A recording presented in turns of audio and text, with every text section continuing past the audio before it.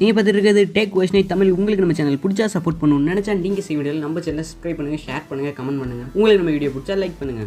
Realme 7 Pro அப்படிங்கிற ரெண்டு phone launch பண்ணியிருக்காங்க. இது Realme 6 அப்புறம் 6 Proக்கான சக்ஸஸர்ஸ். நம்ம இன்னைக்கான வீடியோவில் Realme 7ஓட ஸ்பெசிஃபிகேஷன்ஸ் தான் பார்க்க போகிறோம். அடுத்து Realme 7 Pro வேணும்னா கமெண்ட்ஸில் கமெண்ட் பண்ணுங்கள். Realme 7 Proவோட வீடியோ போட ட்ரை பண்ணுறேன். நம்ம ஸ்பெசிஃபிகேஷன்ஸ் பார்க்குற வீடியோ எப்பயும் போல தான் display, design, camera spec, battery and charging, performance, storage, connectivity, software அப்படின்னு எப்பயும் போல 8 டாபிக்ஸாகவே பார்க்கலாம். அதில் ஃபர்ஸ்ட் டாபிக் டிஸ்பிளே முதல்ல பார்க்கலாம். டிஸ்பிளேன்னு பார்த்தா நமக்கு ஸ்க்ரீன் சைஸ் 6.5 inches கொடுத்துருக்காங்க. இதோட resolution Full HD Plus. Resolution நம்பர்ஸில் பார்க்கணும் நமக்கு 1080 x 2400 பிக்சல்ஸ். இதோட பேனல்னு பார்த்தா நமக்கு IPS LCD பேனல் தான் கொடுத்துருக்காங்க. பிக்சல் டென்சிட்டின்னு பார்த்தா நமக்கு 405 பிக்சல் per inch கொடுத்துருக்காங்க. அதாவது PPIன்னு ஷார்ட்டாக சொல்லலாம். ஆஸ்பெக்ட் ரேஷியோன்னு பார்த்தா நமக்கு 20:9 எப்பயும் போல கொடுக்குறது. பஞ்சுவல் நாட்ச் கொடுத்துருக்காங்க. லெஃப்ட் சைடில் ஒரு சின்ன பஞ்சுவல் இருக்கு. ஸ்க்ரீன் டு பாடி ரேஷியோன்னு பார்த்தா நமக்கு 90% கொடுத்துருக்காங்க. அதாவது 90.5% கொடுத்துருக்காங்க. பிரைட்னஸ் லெவல்னு பார்த்தா நமக்கு பீக் பிரைட்னஸ் 480 nits வரைக்கும் இருக்கு. அதனால சன்லைட்ல இதோட ஆன் பேப்பர் ஸ்பெக்ஸ் வச்சு பார்க்கும்போது சன்லைட்ல விசிபிலிட்டி நல்லா இருக்கணும். Gorilla கிளாஸ் யூஸ் பண்ணியிருக்கேன்னு சொல்லியிருக்காங்க. ஆனால் இது என்ன கிளாஸ் வெர்ஷன் சொல்ல, இது 2.5D கிளாஸ்ங்கிறத மட்டும் சொல்லியிருக்காங்க.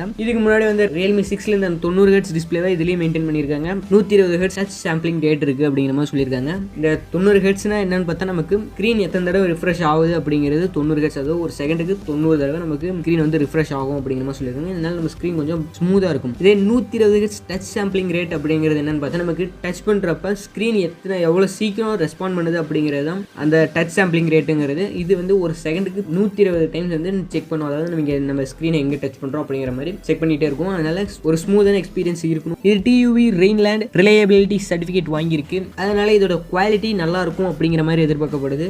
டிசைன்னு பார்க்கும்போது நமக்கு பேக்கில் பிளாஸ்டிக் பேக் கொடுத்துருக்காங்க. இது ஒரு மிரர் ஃபினிஷ் மாதிரி கொடுத்துருக்காங்க. கேமரா மாடியூல் இருக்க சைடு ஒரு டோனும் இந்த சைடு ஒரு டோனும் கொடுத்துருக்காங்க. அதாவது கொஞ்சம் அப்படியே 2 டோன் கொடுத்துருக்காங்க. இதோட கலர் வேரியன்ஸ்னு பார்த்தா நமக்கு மிஸ்ட் ஒயிட் அப்புறம் மிஸ்ட் ப்ளூ அப்படின்னு சொல்லியிருக்காங்க. செல்ஃபிக்கு நமக்கு பஞ்சுவலில் செல்ஃபி கேமரா கொடுத்துருக்காங்க. முன்னே சொன்ன மாதிரி லெஃப்ட் சைடில் பஞ்சுவல் கொடுத்துருக்காங்க. கொஞ்சம் பஞ்சுவல் கொஞ்சம் பெருசாக தான் இருக்குது. சாம்சங்கிட்ட இருந்து வர மாதிரி இந்த சின்ன பஞ்சுவல் கிடையாது. ஃபிங்கர் சென்சார் சைடில் கொடுத்துருக்காங்க. வெயிட்னு பார்த்தா நமக்கு 196 கிராம் கொடுத்துருக்காங்க. திக்னஸ்னு பார்த்தா நமக்கு 9.4 மில்லிமீட்டர் திக்னஸ் கொடுத்துருக்காங்க. அடுத்து இதோட கேமரா ஸ்பெக்ஸ்னு பார்த்தா நமக்கு 64 மெகாபிக்சல் Sony IMX6i2 சென்சார் கொடுத்துருக்காங்க. இது ஒரு குவாட் கேமரா செட்டப்ல கொடுத்துருக்காங்க. 8 megapixel ultra wide, 2 megapixel depth, 2 megapixel macro. எனக்கு சொல்லி சலிச்சு போச்சு. அந்த 2 மெகாபிக்சல் கேமரா எதுக்கு கொடுத்துருக்காங்கன்னே தெரியல. வேற கேமரா கொடுக்கவே மாட்டோம் அப்படின்னா அந்த 2 கேமரா எடுத்துட்டு பிரைஸ் ஒரு 500 ரூபா குறைச்சு கொடுத்தா நல்லா சேலாச்சு ஆகும். ஃப்ரண்ட்ல நமக்கு 16 மெகாபிக்சல் செல்ஃபி கேமரா கொடுத்துருக்காங்க. மாடியூல் வந்து பேக்ல கொஞ்சம் டிஃப்ரெண்டா இருக்கு. IQ ஃபோன்ஸை கொஞ்சம் அப்படியே வளைச்சு விட்ட மாதிரி இருக்குது. அடுத்து நம்ம பேட்டரி அண்ட் சார்ஜிங்னு வரும்போது நமக்கு 5000 mAh பேட்டரி கொடுத்துருக்காங்க. Lithium ion battery. இது 30 வாட் ஃபாஸ்ட் சார்ஜிங் சப்போர்ட்டோட வருது. வெறும் 26 நிமிஷத்தில் 50% சார்ஜ் ஆயிரும் அப்படிங்கிற மாதிரி சொல்லியிருக்காங்க. 100% எவ்வளோ நேரத்துக்கு சார்ஜ் ஆகும்னு சொல்ல இவங்க சொன்னதை வச்சு பார்க்கும்போது 1 ஹவரில் ஃபுல் சார்ஜ் ஆகணும். டைப்-C போர்ட்டில் கொடுத்துருக்காங்க. 3.5 mm ஹெட்ஃபோன் ஜாக்கும் இன்னும் இருக்கு.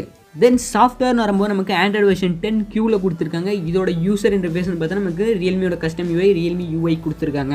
தென் ஃபைனலாக இதோட ப்ரைஸ்னு வரும்போது நமக்கு பேஸ் வேரியண்டான 6GB RAM 64GB இன்டெல்ங்கிற வேரியண்ட் வந்து 15,000 ரூபாய்க்கு சேல் பண்ணுறாங்க. கூடவே இதோட ஹையர் ஸ்டோரேஜ் வேரியண்டான 8GB RAM 128GB இன்டெல்ங்கிற அந்த வேரியண்ட் வந்து நமக்கு 17,000 ரூபாய்க்கு சேல் பண்ணுறாங்க. இந்த Realme 7 இந்த ப்ரைஸுக்கு சேல் பண்ணுறது நமக்கு இன்னொரு அட்வான்டேஜ் இருக்குது. என்னன்னா Realme 6 அப்புறம் 6ஐயோட ப்ரைஸை குறைச்சிருக்காங்க. Realme 6 வந்து 15,000 ரூபாய்க்கு சேல் பண்ணுறாங்க. 6GB RAM இருக்கு. அந்த Realme 6i மாடல் மட்டும் 14,000 ரூபாய்க்கு சேல் பண்றாங்க.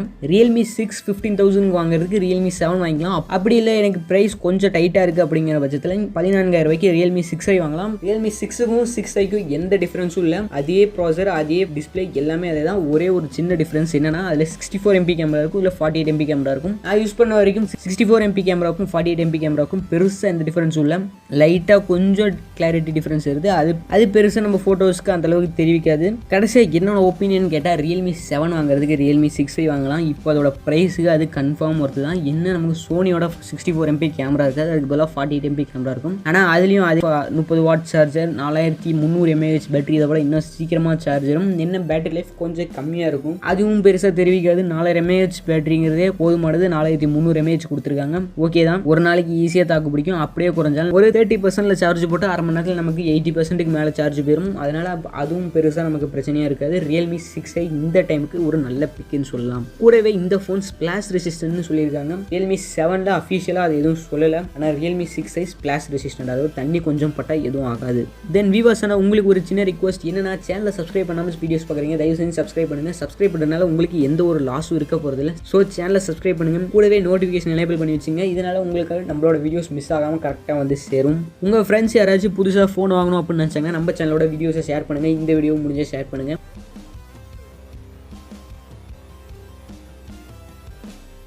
ஸோ அவ்வளோதான் நீங்கள் video. Take question Tamil, love technology, develop technology.